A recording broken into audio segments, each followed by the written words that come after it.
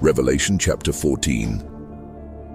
Then I looked, and there before me was the Lamb, standing on Mount Zion, and with him 144,000 who had his name and his Father's name written on their foreheads.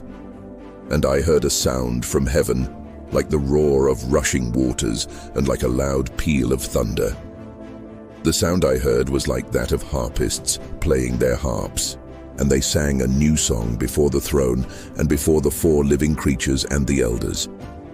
No one could learn the song except the 144,000 who had been redeemed from the earth. These are those who did not defile themselves with women, for they kept themselves pure. They follow the Lamb wherever he goes.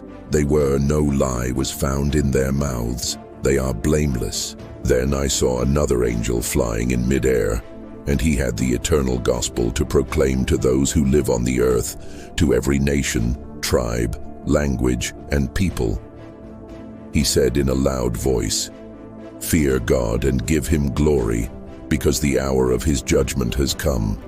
Worship him who made the heavens, the earth, the sea, and the springs of water."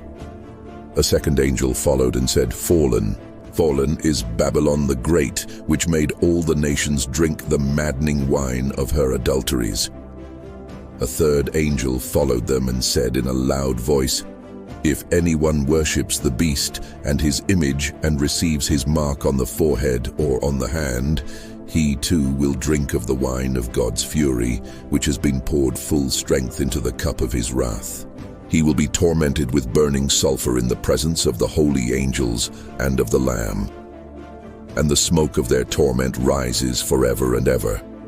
There is no rest day or night for those who worship the beast and his image, or for anyone who receives the mark of his name."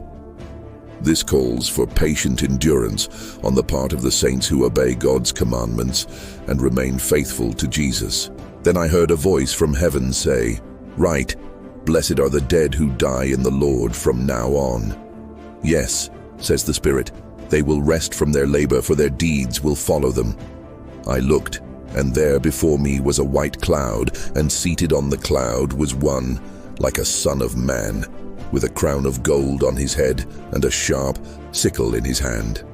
Then another angel came out of the temple and called in a loud voice to him who was sitting on the cloud, "Take your sickle and reap, because the time to reap has come, for the harvest of the earth is ripe."